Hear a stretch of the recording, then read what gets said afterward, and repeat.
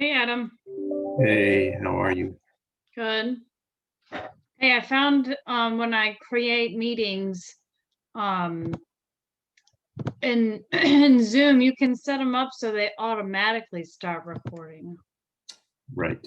And I sort of knew that and haven't done it. The Dans are here.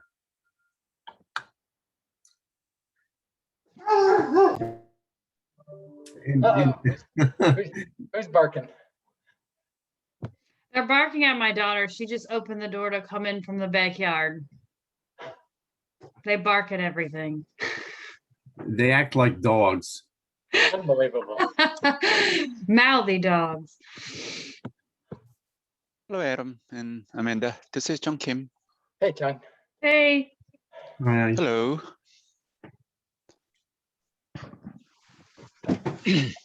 Hey, Dan. I made it back. Well done. Mr. Chavez, looks like you haven't moved since we last saw you. That's because it's hot in San Diego. Yeah, really? That's not to move. Yeah, what is it? Let me see. Let me tell you. 75? No. It's 81 to 86, depending on where you are in San Diego. 84 feels like 89, so I'm not moving. All right, stay where you is. A good decision on your part. Amanda, who else are we waiting on? Well, Ed, but he's not attending now. He said he wasn't able to. Oh, okay, so that's a drop off. And Chris And Chris just Kathy. dropped off, right? Yeah. Chris said So she's going to that's- be we a lost few two minutes people. delayed. Hmm? Chris just said she was going to be a few minutes No, delayed. that's for, I think that message is for tomorrow's interview, and I think that she said that her move is extending into a second day. She just, Okay. anybody else? Because if we're not waiting on other people, we can get started. Perfect. All right, so Let's just take a look here. here, so I'm gonna leave myself invisible so I can be yapping and taking notes. Dan, Perfect. Oh, Kathy So- Miller. Is Kathy joining us? She didn't respond to the notice, the calendar Okay. notice, so I'm not sure. Okay. all right. I think we should probably just get started.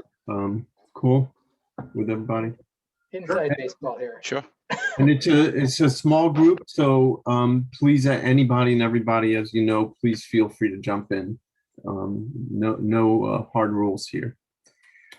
So first, as ever, Dan, thank you yet again. You're really participating in lots of different ways, and we do appreciate it. So you're wearing a slightly, I guess you're wearing a slightly different hat today, because we're going to ask you to talk about San Diego, and we're going to differentiate between the San Diegos. And that's actually where I want to start.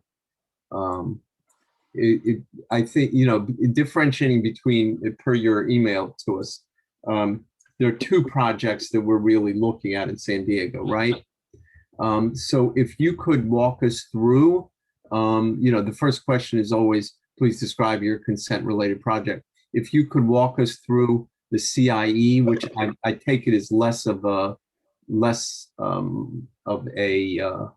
issue for us to look at, and the HIE, that would be great if you could just sort of encapsulate Sure. each and how consent fits in. Thank you. Okay, so a little bit of background, right? I'm no longer with HIE. I ran the HIE here for 8 years. And I also sat on the board of directors of both the CIE and 211 San Diego for also 5 years. Right. San Diego is the 8th largest city in the country and the 5th largest county in the country. Totally a unique environment. It's the bottom 60 miles of California and probably the largest border town in our country. What also makes it unique is its high presence of the Department of Defense, active personnel and military, as well as arguably the largest veterans population in the country. And it is an island. right? We have Camp Pendleton between Orange County and LA. We've got the desert to the east, the border to the south, and the Pacific to the west. Also unique about San Diego is it has two very large refugee population in Syrians and Somalians. The two largest refugee populations in the country for Somalians and Syrians. So with that as backdrop, also the fourth largest homeless population in the country. So we're talking about effectively two entities, CIE, which is part of 211 San Diego, Right. and the HIE, which is a standalone not-for-profit 501c3. Yeah. Starting with CIE, which the CIE and the HIE shared the same lawyer for a number of years. So there's a high degree of overlap in terms of policy, contracts, and consent documentation. The CIE does, and again, this is something where we get a little gray in our work, right? Consent versus, oh my gosh, I'm missing the word. Consent versus a blanket. Or something. Sorry? With privacy or something else? No. Daniel, what were you saying? Confidentiality. No, shoot. What- Begins with an A. I don't know why I cannot think of the word. Authentication? Authorization. Authorization. No, right? Like, so consent. So CIU uses a blank authorization form. It's not a consent, which means when you join the CIE as an individual, you sign an authorization that all of your information can be shared if it resides in the CIE, which does include medical information in that case of the CIE, because the CIE does have medical trading partners. And The does that, Go ahead. one quick thing, does that apply to the referrals on 211 then, or is that an additional? I know they were going to sort of case management on that a couple of years ago. So it's CIE 211 does not require a consent or authorization because it's self-reported. Mhm. So you're not, I mean, they use the CIE to document both the phone 211 calls as well as the CIE transactions. But because you call in and say, I need housing as a 211 client, it doesn't necessarily mean you're a CIE client, even though the infrastructure is the same. The CIE does require a bona fide electronic signature for the authorization. Does that make sense? Yeah. Moving to the CIE, moving to the HIE, sorry, the HIE uses consent,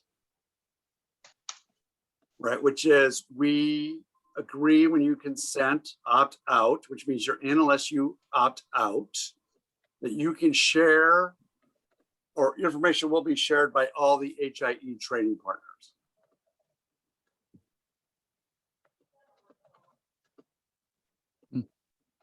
Dan, Please. this is John. Can I ask a quick question course. about consent versus authorization? It's just my ignorance here. It sounded to me like authorization, or at least the way you describe them is authorization had the sense of all or nothing aspect, as well as, at least in the case of CIE, it was a requirement to utilize CIE services, no? It's the opposite. It's the opposite, John. Okay. A consent is usually a little bit more blanket, all or nothing. Authorization can be more specific. And unfortunately, in contracts, documentation, and vernacular, the two terms are confused. Mm-hmm. So do people, so just to keep going down that road, so consent is usually all or nothing. When someone provides consent to the HIE, are there any options to say I consent in this case, not in that case, with this information, not with that information? Is there that level of specificity, or is Negative. it It's all or I'm nothing. in or I It's, opt out? it's all or nothing in the HIE. Okay.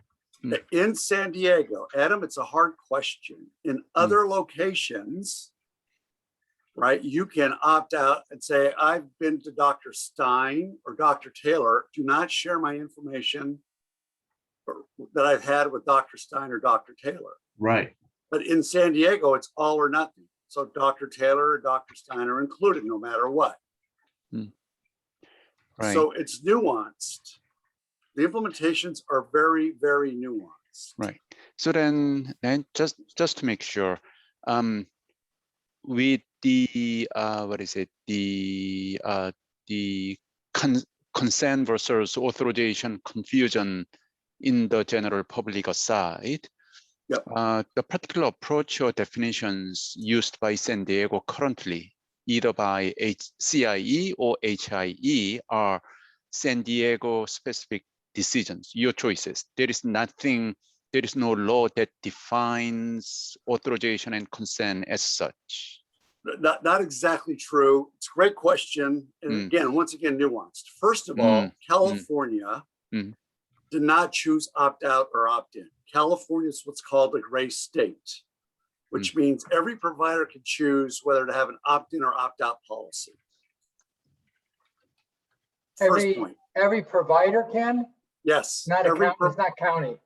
Every provider. No. Now, not exactly. Not county. San Diego County is a matter of practice, again, not law, is an opt-out county. We said, right, for purposes of medical information sharing for treatment, we're opt-out, which means everybody's in and agrees to share unless they specifically opt out. Now, just continuing to Jung's question, we call CIE an authorization because it's limited to CIE participants and members. It does not include the HIE. So if you sign something for CIE, it doesn't apply to HIE, just so we're clear.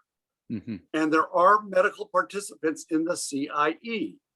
So again, if I'm homeless and I've got food insecurities and I'm part of CIE and I sign their blanket authorization, it means my information, social determinants, medical, PHI, et al., etc., can be shared within the CIE community.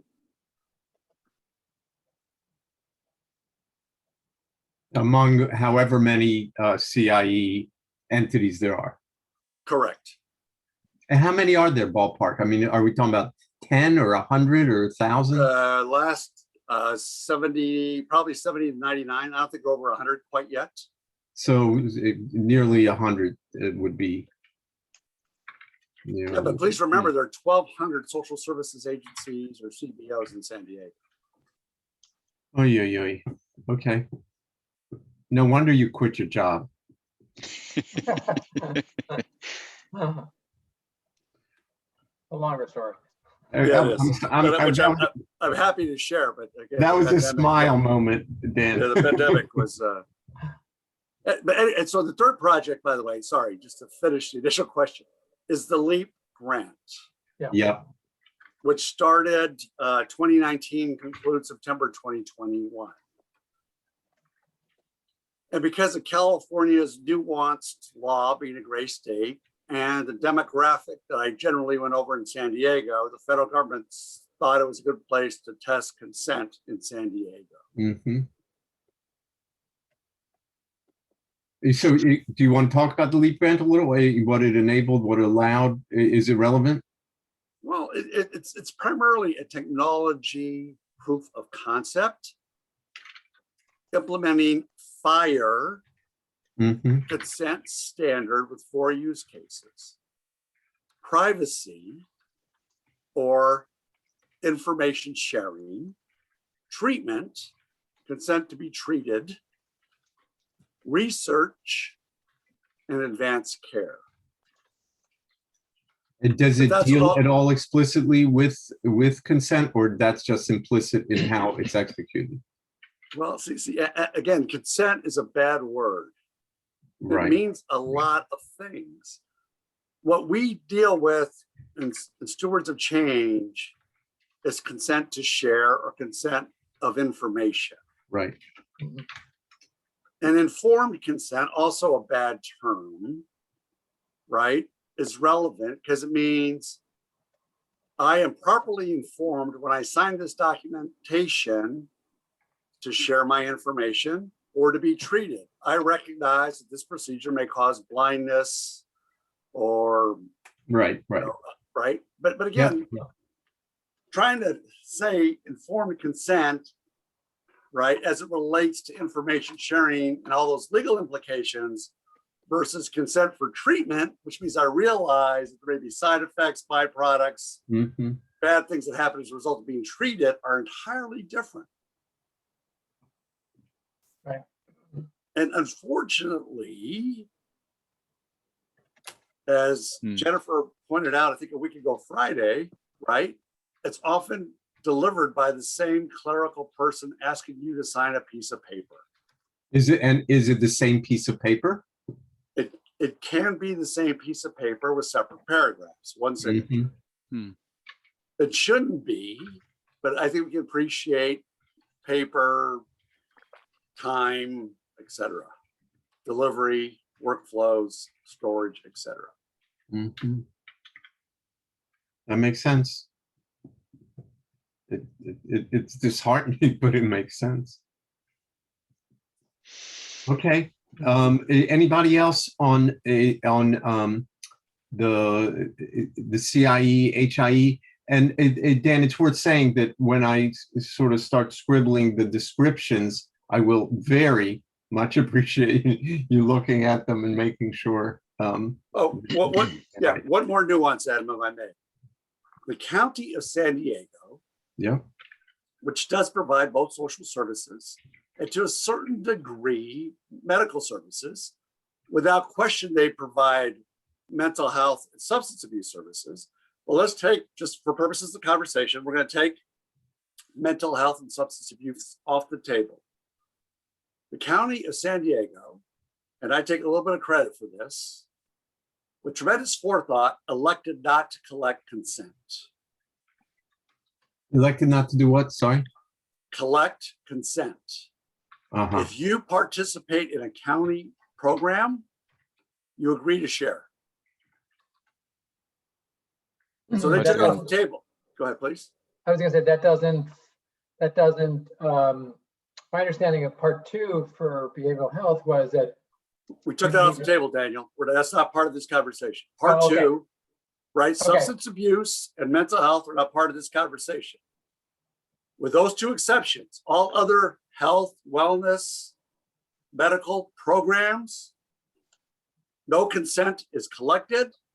And by policy, as a consumer of those services, you're agreeing to share.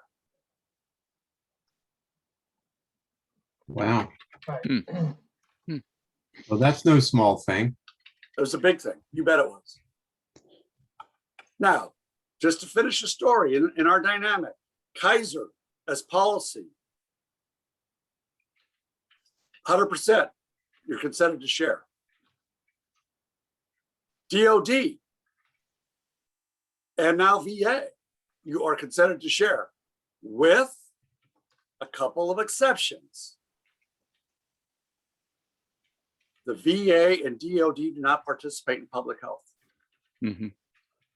And we exercised this tremendously last year, given 105 to 110,000 active military and another 250,000 dependents. Mhm. We could not get their COVID information. Wow. Mhm. And we escalated up the chain.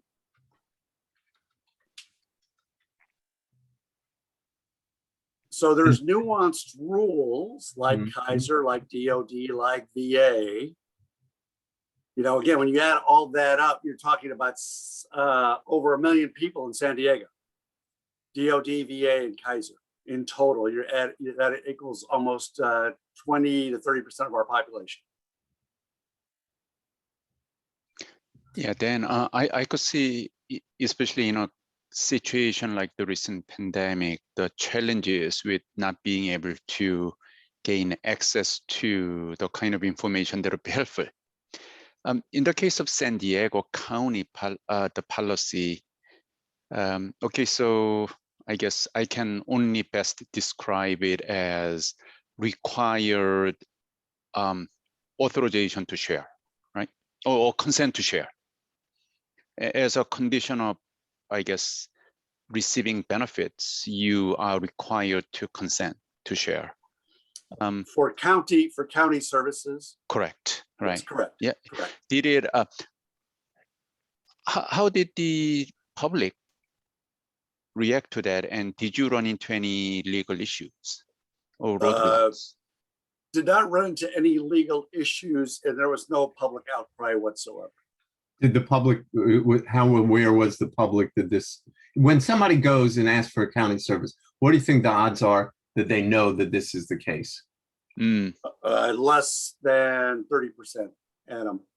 Mhm. So again, we don't deal with it much in stewards of change. But there is, by law, every institution that provides care has a notice of privacy practices. Mhm. There are specific laws governing how you change your notice of policy practices. Right? Which means you probably think it's 90 days advance public notice, which means you put that posting in the newspaper, blah, blah, blah. Yeah. Okay. So this was quite the journey in San Diego. So when I started running the HIE in 2013, we were an opt-in county. It wouldn't scale. We couldn't get the amount of consents we needed to make the HIE work. Sharp and Scripps, our two largest providers, in support of the HIE, said we've got to change this. So we moved to the opt-out. We took the vote. Everybody was bought in. No press. But what happened there is every notice of privacy practice of our healthcare institutions had to change. And we had to go to this process. Now, this was fascinating and unfortunately not very well documented. Sharp and Scripps, incredibly risk adverse, sent a letter to every patient.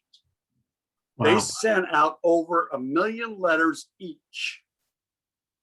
And that cost for each was about $1 million. Not every institution did that. UCSD, for instance, sent out about 2,000 letters to their high profile A-list clients and just did the general website changes, notices, things like that. That was in the summer of 2015 or 2016. But what we don't realize when we talk about the amount of change required to do what we're talking about is that every notice of privacy practices will have to change. And we'll have to go through some legal processes as these institutions must change that public facing notification. Cost of change is significant.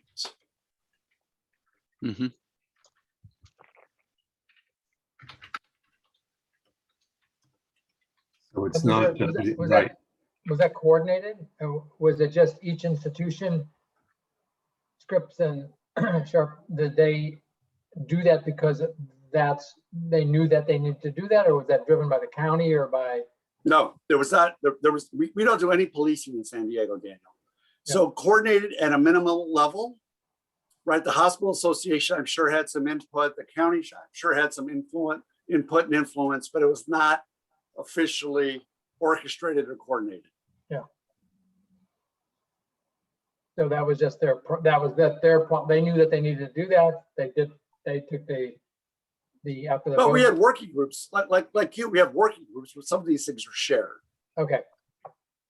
So it's more the informal, right? Working groups, hospital association, medical society. Okay. You know, we had examples out there. We published examples. we showed website changes because again, notice of privacy practices is usually on every website. Yeah. The major hospitals had HIE web pages. I mean, this is a bit of a smarmy comment, but I'd be surprised if even 30% of people really read through enough to know any of this. You probably don't sign your consent when every medical appointment you have. I agree. I much do. less- I sign it every time. I But you- trust my doctor. Yeah, but that one piece of paper also refers to notice of privacy practices, which Oh, is yeah, much yeah, longer. absolutely. Absolutely. No, all I'm saying is that I think people assume that what the process is the process. And if they want the help or the procedure, they sign the paper. You can get, again, there's no condition of signing the paper short of payment at getting your procedure. And depending on the situation in the care environment, Oh, well, that's interesting. even not signing the piece with reimbursement. For instance, in an emergency setting, you can get treatment without agreeing to pay. Huh. Well, I did not know that. I did not know that you don't have to sign that paper. You do not have to sign it. I think I certainly assume that one has to proceed, but well, that's Not- really interesting. Not in the Okay. emergency setting. By the way, in the emergency setting, consent is not required either. Uh-huh. The doc's going to do what the doc's going to do. The doc's going to see what the doc needs to see to provide you care. Same with the ambulance. Okay. Wow. Okay. So Fascinating. the settings Yeah. are relevant. Again, so much of this is situational and nuanced. It's not even funny. Yeah. Mhm, mhm. Yeah. So did you guys create use cases to steer this process? Are there ones that we could, if so, are there ones we can borrow, see, maybe, use to illustrate something in the report? It's pretty standard stuff. I mean, I can't recall off the top of my head. We didn't have them written up quite as such. But Okay, again, that's- EMS, emergency department, we were quite advanced in information sharing. So got it. So we will keep going. You touched on this, but let's go a little deeper. Primary roadblocks.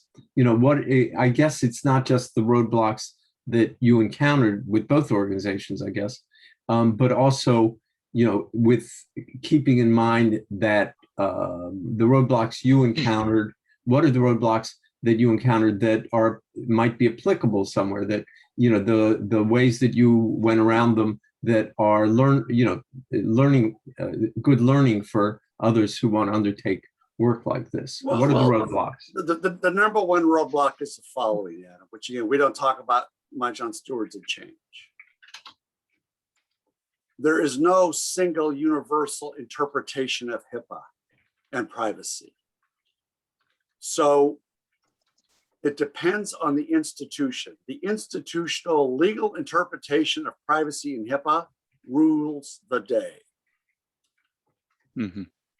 So again, Sharp, Scripps, Kaiser, UCSD, County of San Diego, we never had agreement, much less consensus, much less agreement, what the law was.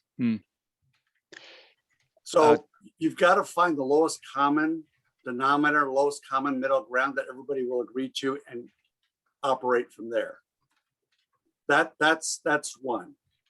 Number two, the systems don't all record, document, consent the same way. I love to tell this story, and it was actually quite monumental in our organizational development. We put the HIE next to Epic Care Everywhere, next to eHealth Exchange, next to Commonwealth, and shared a high utilizer of services. As you might expect, this individual had been to many different care settings. So each institution had a medical record for this institution. And not only do the presentations of the comprehensive medical record differ, consent did not agree in 2 of the 4 situations. Is that So- attorneys talking to attorneys? No, this was presentation of medical record on systems, Daniel. Okay. So 2 said do not share, two presentations said share.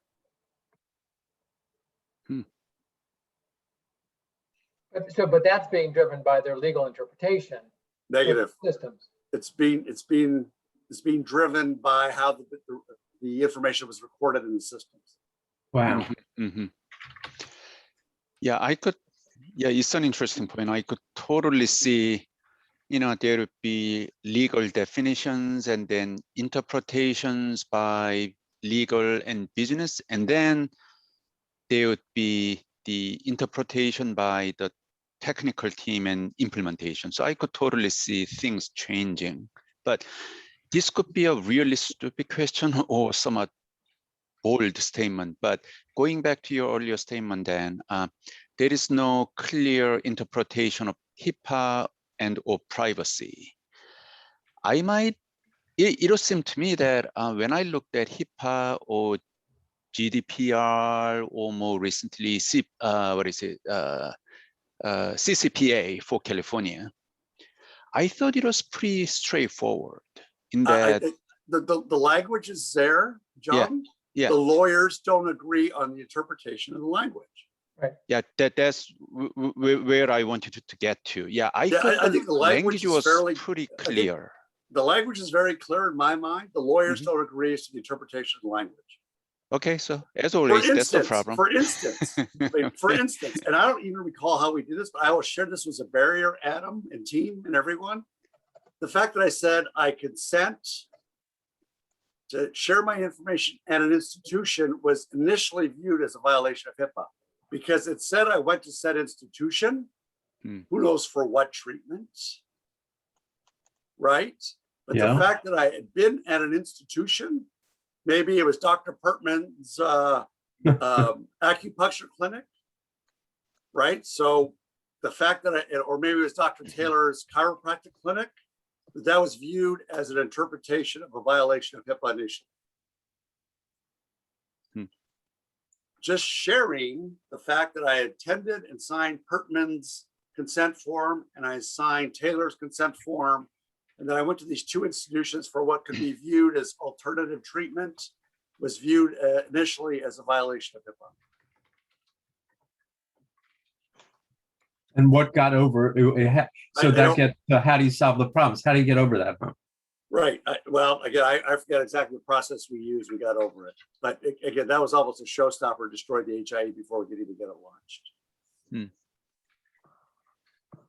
But the fact that I went to, again, as an educated, whatever, semi-affluent individual, but if I had food stamps, right? Or the fact that I went to a food bank could be considered a violation of HIPAA. The disclosure of that information. Exactly, without my permission. Yes, without my permission. Okay. Adam and Daniel, I'm guessing, hopefully correctly, that we are of the mindset that information sharing is good. We like to promote it, right? And so then, given Dan's last example of the primary roadblock, what can he do to address it? Well, see, so in my mind, and I think Daniel knows this, and Adam and John and Amanda, you've heard me say this yet, right? One, a national solution is impossible, just right off the bat. So in my mind, the lowest common denominator that we could possibly go in our work is a county or a state. I would advocate we do this state by state. And ideally, we strive for 55 to 60 implementations with territories, protectorates, et cetera. But I just think to climb the national mountain is too much to scale, if not impossible. I know Don Rucker and Adam, Don Rucker will agree with me. It would take an act of Congress. That's what Don Rucker will tell you. That's a quote from Don Rucker. We cannot do this without an act of Congress. So we either do it at the large county, region, or state level and be content to do it there. Mhm. Or I don't think we're going to be as comprehensive as we'd like to be. And what are the implications there for information exchange, not just across entities within a state, but across states? Again, cross states effectively is national. You can't do cross states, in my humble opinion, Adam. Don't even open up that can of worms. So the more pertinent question to your point is, if you're mobile and you have a winter place and a summer place, or you go live with your kids or your in-laws or what have you, what consent presides? Suppose I've got a place in Florida and a place in Massachusetts. Yeah. Well, what state is your legal residence? And that would have the default setting for your consent. Consequently, that would follow you wherever you locate, Florida, Arizona, what have you. That's in that's prospectively, not currently. Correct. Prospectively, correct. Mhm. And that's so, and that's the best, you think, that's the best we can do? I based on today's laws, interpretations, infrastructure, systems, et cetera, yes, that's the best we could do, in my opinion. Mhm. And by the way, remember, again, as Cal and colleagues said, identity is key here. Mhm. So also Right. we'll defer to a single source of truth by state for identity and a single source of truth for consent by state. Wait, hold on. I want to make sure I grasp that. So what are the implications of that? Is it the same that your identity is controlled within the institutions within the state? Or are there ways to at least get identity right across within institutions within states and across states? Or is that the same deal? Same deal. It's got to be within a state, in my humble opinion. Mm. Again, it's a single source of truth. It's not even by institutions. Again, I use my name often, especially in the border town of San Diego, right? Dan, Daniel, Danny, Daniel James, DJ. Is that 5 people or is it 1? Again, Dan Chavez is not my legal name. My legal name is Daniel James Chavez. Right. And if you pull me up, I come up as Dan Chavez because that's what I go by. Mhm. This is hard. It's really hard. And compounded by DOD, VA, Kaiser. Oh, refugees. That's why I bring up the Somalians and Syrians. Do you know when you immigrate to the United States, your date of immigration is your birth date? Did you know that? No way. Say it Yes. again. Serious? Yeah. Yes. What if they have a documentation? No? It does not matter in the immigration system. In the immigration system, their birth date is the date of immigration. Wow. The year? Yes. Wait. So That's not gonna work for me. I cannot buy a beer. It's not gonna work for me. Exactly. You're underage, Joan. You're underage. so in the immigration system, and I'm an immigrant too. So when we came over in December of 1958, somewhere there's a record that's showing that I was born then. Yes. I can say it's for the Somalis and the Syrians in San Diego. That was the case. Okay.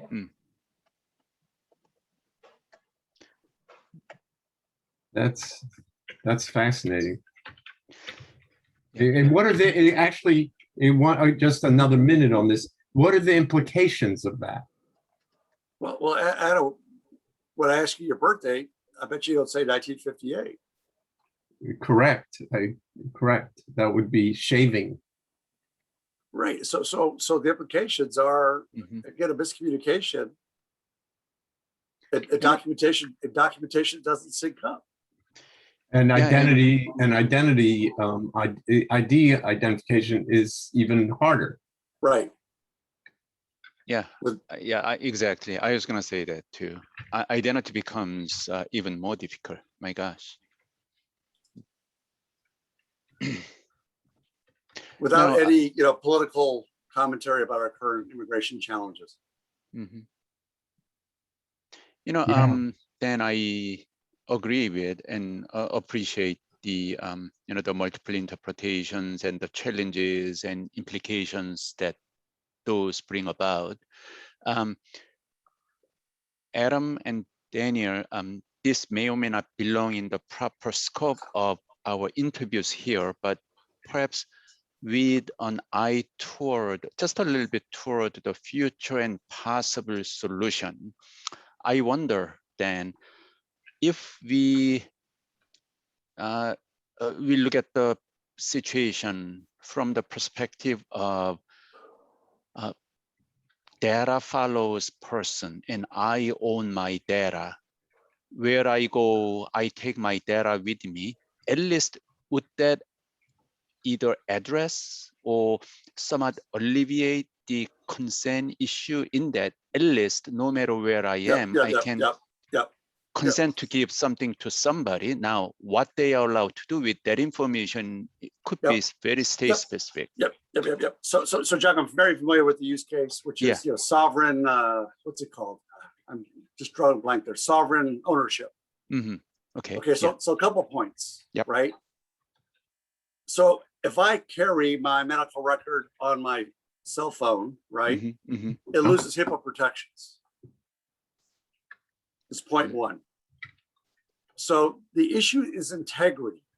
Mm-hmm. So if I carry my medical record on my cell phone, there are no guarantees I haven't tampered with that medical information, whether it be substance abuse or psychotropic drugs or sexually transmitted diseases or my 1 year bout with alcoholism, etc. Mm-hmm. So the doctors, respectively, don't give that information a high degree of integrity because they don't trust it. Sure. I could totally see that today, but same with identity. Same with identity. People have multiple identities, and it's especially hard. And again, not to be improper, but females change their names a lot. Men are changing their names a lot. We have hyphenated names. Mm-hmm. Names change.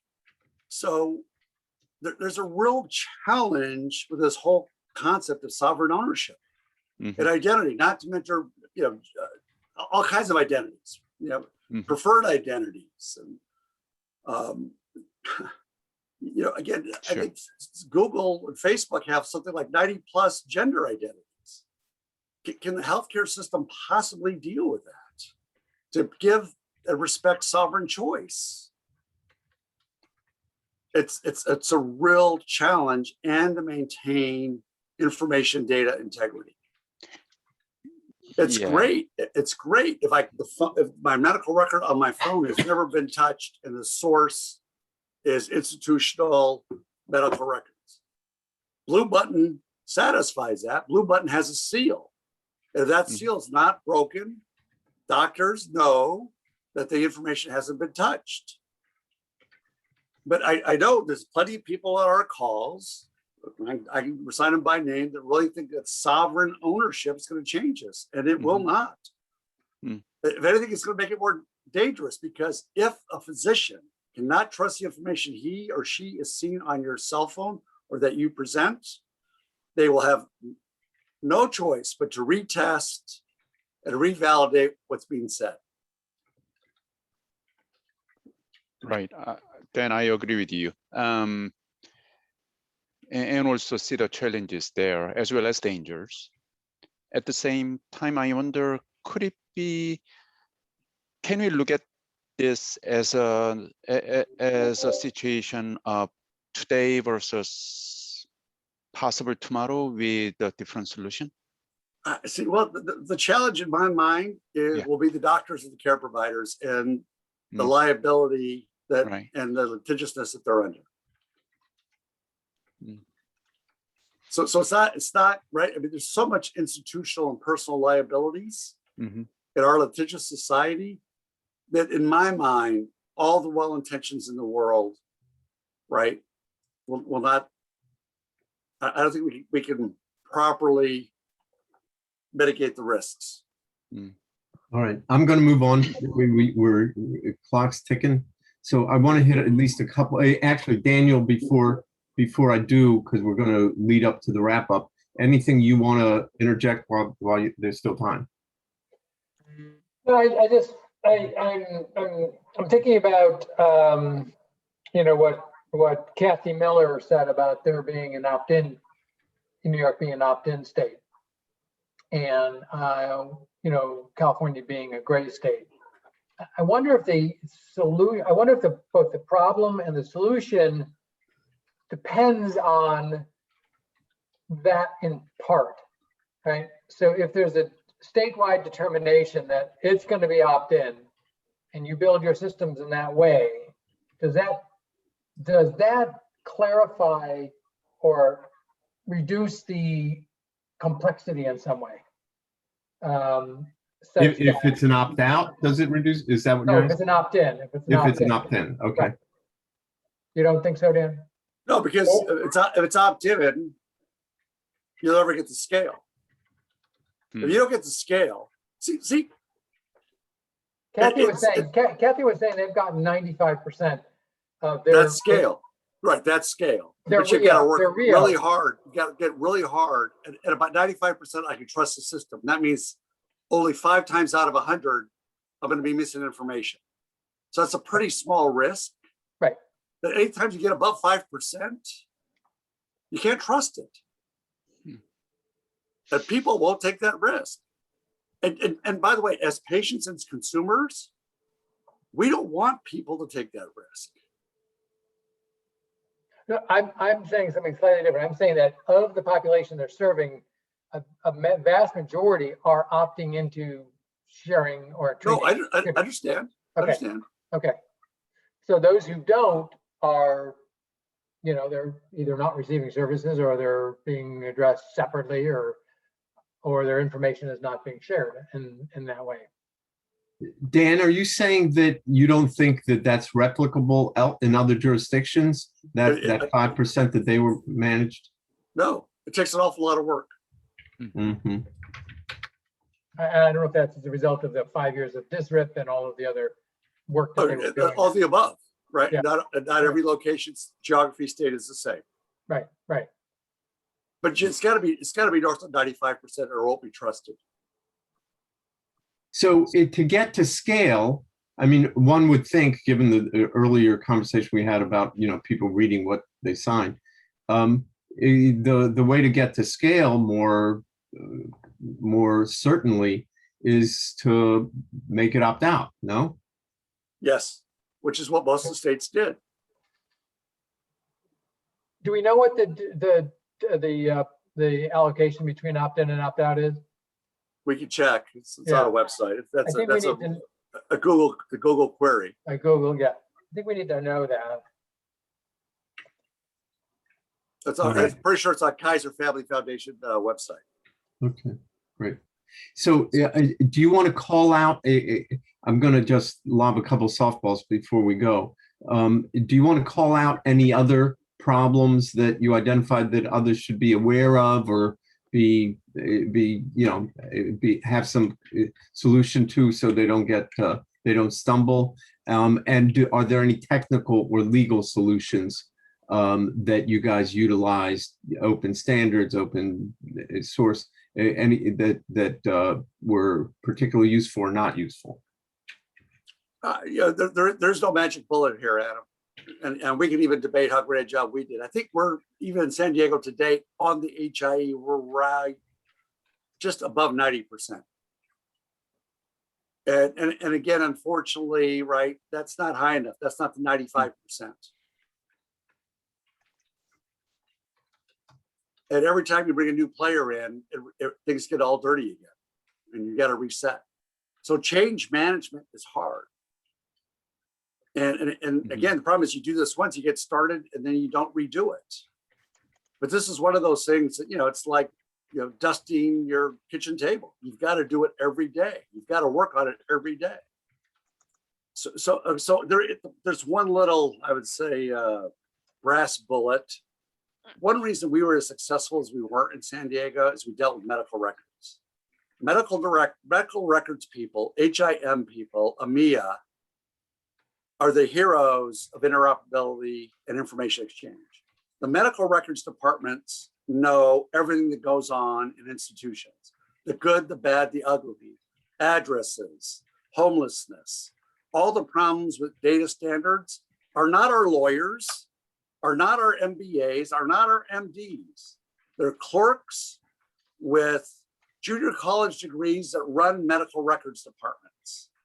We had a medical records working group, and they made the HIE in San Diego, I'm very proud to say.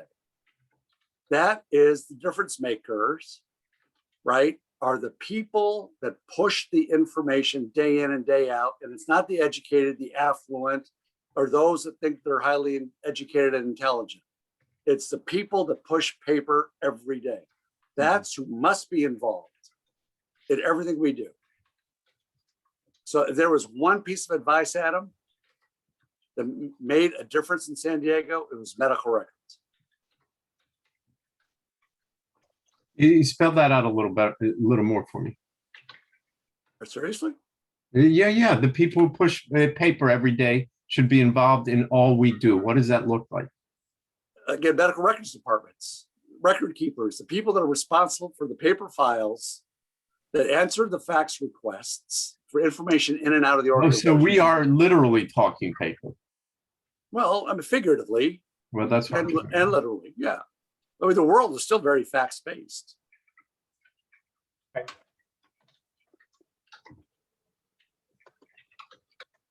When the phone rings, when somebody's got a real problem, they call medical records. And those people are in every state, every. Yep, you And betcha. You so- bet. And There's someone responsible for the files. Almost like the information accountants. Exactly. Yeah. It's not IT. And interestingly enough, even our major hospitals, they don't all report to the same person. It may be a COO, maybe the CIO, maybe the CFO, and maybe the head of compliance. This is a fascinating look all to itself. So what I'm trying to get my head around is how do we capitalize on that reality that you just spelled out? Again, it's by locale. I would go to AMIA, right? Which is, I think it's AMIA, the HIM, Health Information Management Society, which is a medical records association and society. They're the ones that know everything about social determinants of health as well. Again, so what I'm just trying to wrap my head around is they're the heroes, you said. What is it we can ask the heroes or ask of the heroes do a focus to improve group. what we've got? Get somebody in AMIA to do a focus group for stewards of change. It will be invaluable and worth every minute or dollar of your time. So in other words, then I guess one way of saying what you're, preaching to us now is they know what the real problem is, and therefore we can learn from them what problem to solve. Exactly. They know about all the lawsuits. They know all about the lawsuits. They know all about the medical licensure. They know all about the removal of DEA prescribing capabilities. So did you ask them questions in San Diego? Did that inform how you proceeded? Every month. We met with them every month. That they are undervalued, underappreciated, undercompensated.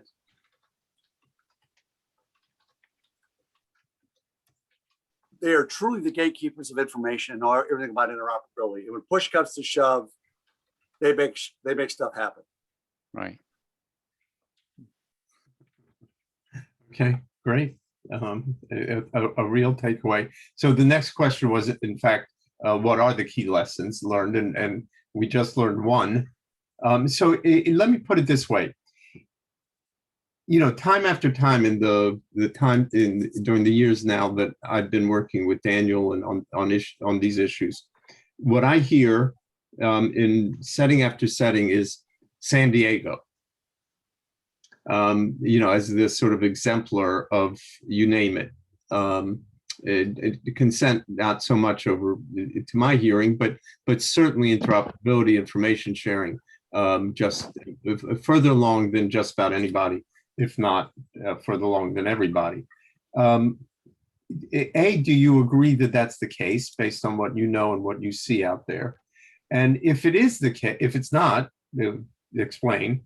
But if it is the case, what is it that everybody else should know relative to consent, but relative to just pushing their own initiatives to share information with all of its components forward? Why San Diego on the pedestal? And what should we think Because we about? probably have the most cross-domain information sharing than any other major metropolitan area in the country. Right. And people like Nick Baggione and John Ohanian and the HIE deserve a lot of credit for that. It's not without fault. It's not without holes. It's not without blind-side. It's not without politics. But we do the most across the sectors in San Diego. Right. So what I want to get at is, how do we learn from that so that others can emulate what you've But achieved? yeah, we publish. You've got the toolkit from CIE. You've got the learning guide from the HIE. But there are politics. And for the most part, most of those got put aside. But hospitals run healthcare in San Diego, not doctors, not insurance companies. The county's got a fair amount of power in San Diego. But there's some things again, and we don't advertise our blind spots well. We go chapter and verse on the pandemic. Of course, you'll never hear those things come out of Maggione's mouth or the city leaders' mouths. But there are a lot of things that we don't do well. We're just very good about being cohesive as a small community, if you will. We're a large community, but the people that represent our community are relatively small and tight and say all good things. And how much is it? How much is resource based, and how much is sort of political and policy? It's very political. We lose a lot of people in jail to medical mistreatment, if you will. The sheriff is on the HIE board trying to alleviate that. But there are a number of blind spots in terms of use cases. We don't do well with homelessness. Fourth largest homeless community in the country. Mm-hmm. We don't do well. We don't do well with SUD. Mm-hmm. I mean, you drill down in SUD in San Diego, and there's a huge blind side. Mm-hmm. Incredibly inefficient paper-based for all of our automation in San Diego.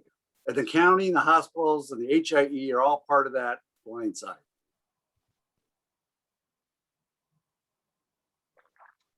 By the way, I think small states do well. Arizona does incredibly well. Arizona is a model state that doesn't get a lot of recognition. Colorado is almost there, though Colorado has only 2 HIEs, but Colorado is almost there.